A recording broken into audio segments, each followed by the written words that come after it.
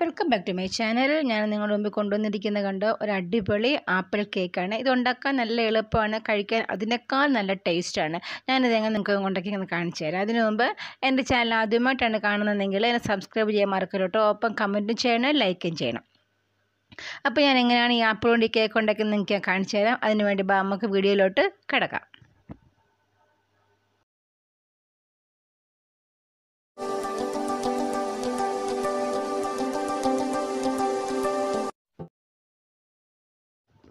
ഞാൻ ഇതിന് വേണ്ടി 1.5 കപ്പ് മൈദയാണ് എടുത്തിരിക്കുന്നത്. ഇത് 250 ഗ്രാമിൻ്റെ കപ്പാണ്. അതിനകത്തേക്ക് 1.5 കപ്പ് മൈദ എടുത്തു. പിന്നെ 1 ടീസ്പൂൺ അളവിൽ ബേക്കിംഗ് പൗഡറും 1/2 ടീസ്പൂൺ അളവിൽ ബേക്കിംഗ് സോഡയും പിന്നെ 1/2 ടീസ്പൂൺ അളവിൽ ഞാൻ കറുവപ്പട്ട ചേർക്കുന്നുണ്ട്. ഈ ആപ്പിൾ കേക്കിന് കറുവപ്പട്ട നല്ലൊരു ടേസ്റ്റ് തരുന്നുണ്ട്. ഈ പൊടിയെല്ലാം കൂടെ ഒന്നിച്ച് വരത്തക്കൊണ്ട് നല്ലവണ്ണം അരിച്ചെടുക്കുക. ഒന്നുകിൽ 3 പ്രാവശ്യം അരിച്ചെടുക്കുക, അല്ലെങ്കിൽ ഒരു പ്രാവശ്യം നല്ലവണ്ണം അരിച്ചെടുക്കുക. അരിച്ചെടുത്തതിന് ശേഷം ഇതുപോലെ ഒരു വിസ്ക് ഉപയോഗിച്ച് നല്ലവണ്ണം ഒന്ന് ഇളക്കി യോജിപ്പിക്കുക. അത് ആ പൊടിയെല്ലാം ഒന്നിച്ച് വരുന്നതിന് പിന്നെ കേക്ക് നല്ലവണ്ണം പൊന്തി വരുന്നതിന് വേണ്ടിയാണ് കേട്ടോ. എന്നിട്ട് നല്ലവണ്ണം അരിച്ചതിന് ശേഷം ഇത് ഒരു സൈഡിലോട്ട് മാറ്റി വെക്കുക. എന്നിട്ട് ഇതുപോലെ ഒരു 3 മുട്ട എടുക്കുക. 3 മുട്ട നമുക്ക് പൊട്ടിച്ചൊഴിക്കണം. ഹോൾ മുട്ടയാണ് എടുക്കുന്നത്. അതിൻ്റെ യോക്കും വൈറ്റും നമ്മൾ സെപ്പറേറ്റ് ചെയ്യുന്നില്ല, സെപ്പറേറ്റ് ചെയ്യാൻ എടുക്കുന്നത്. ഇതുപോലെ 3 മുട്ടയും പൊട്ടിച്ച് ഒഴിക്കുക. പൊട്ടിച്ചൊഴിച്ചതിന് ശേഷം ഒരു ഇലക്ട്രിക് ബീറ്റർ ഉപയോഗിച്ച് നല്ലവണ്ണം ഒന്ന് ബീറ്റ് ചെയ്തെടുക്കണം.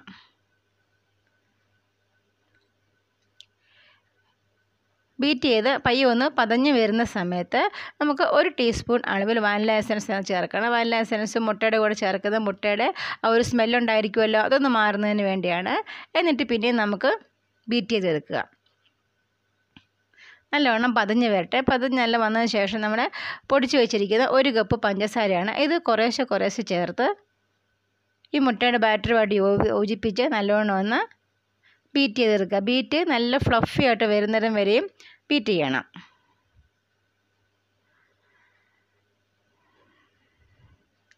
ഈ സമയം നമുക്ക് ചേർക്കേണ്ടത് അതിനകത്ത് 1/2 കപ്പ് ഓയിൽ ചേർക്കണം. ഞാൻ സൺഫ്ലവർ ഓയിലാണ് ചേർത്തിരിക്കുന്നത്.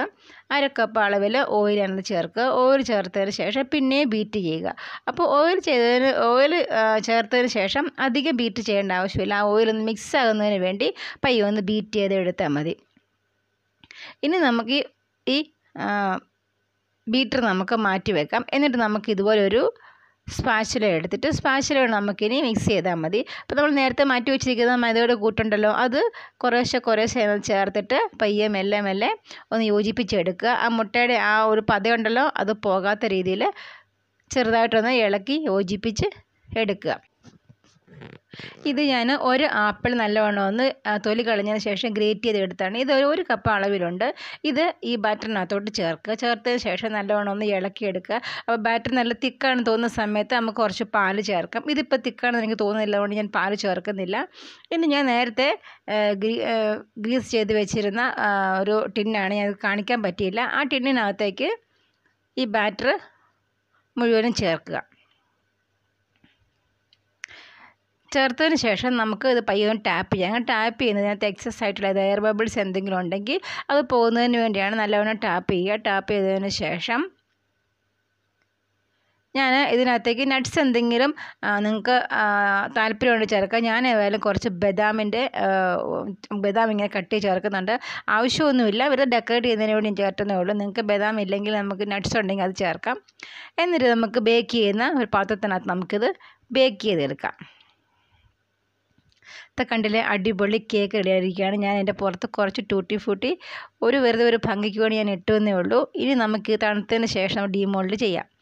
കണ്ടില്ലേ, ഞാൻ ഡീമോൾഡ് ചെയ്തെടുത്തിരിക്കുന്ന അടിപൊളി കേക്ക് കണ്ടില്ലേ, കാണാൻ നല്ല രസമാണ്. അത് നമുക്ക് കാണുമ്പോൾ തന്നെ നമുക്കൊന്ന് കഴിക്കണമെന്ന് തോന്നും. ഇതിൻ്റെ ഓയിലൊന്നും ഇങ്ങനെ അതിൻ്റെ മുകളിൽ ഇങ്ങനെ വന്ന് നിൽപ്പില്ല. കണ്ടില്ലേ, നല്ല സോഫ്റ്റായിട്ടുള്ള നല്ലൊരു കേക്കാണ്. നമുക്ക് ഏതായാലും ഒന്ന് കട്ട് ചെയ്ത് നോക്കാം. അപ്പോൾ കട്ട് ചെയ്ത് നോക്കുമ്പം എത്രമാത്രം സോഫ്റ്റാണ് നമുക്ക് മനസ്സിലാക്കാണ്ടില്ലേ. കട്ട് ചെയ്യുമ്പോൾ ആ കത്തി ടച്ച് ചെയ്യുമ്പോൾ തന്നെ കണ്ടില്ലേ എത്ര പഞ്ഞി പോലെയുള്ളൊരു കേക്കാന്ന് നോക്കിക്കേ. ഞാൻ കേക്ക് നിങ്ങൾക്ക് എടുത്ത് കാണിച്ചു തരാം. ഇത് കണ്ടില്ലേ, കേക്ക് നോക്കിയാൽ എത്ര നല്ല സോഫ്റ്റായിട്ടുള്ളൊരു കേക്കാന്ന് നോക്കിക്കേ. കണ്ടില്ലേ, നല്ല സോഫ്റ്റ്, നല്ല പഞ്ഞി പോലത്തെ കേക്ക്. നിങ്ങൾ ഏതായാലും ഇതുപോലെ ഉണ്ടാക്കി നോക്കുക. ഉണ്ടാക്കി നോക്കിയിട്ട് നിങ്ങൾക്ക് താല്പര്യം തോന്നുവാണെങ്കിൽ നിങ്ങൾ എൻ്റെ ചാനൽ സബ്സ്ക്രൈബ് ചെയ്യാൻ മറക്കല്ലോ കേട്ടോ. ഇനി ഞാൻ വീണ്ടും വേറെ ഒരു വീഡിയോ ആയിട്ട് നിങ്ങളുടെ മുമ്പിൽ വരുന്നതായിരിക്കും. അതുവരേക്കും ഓക്കെ ബൈ.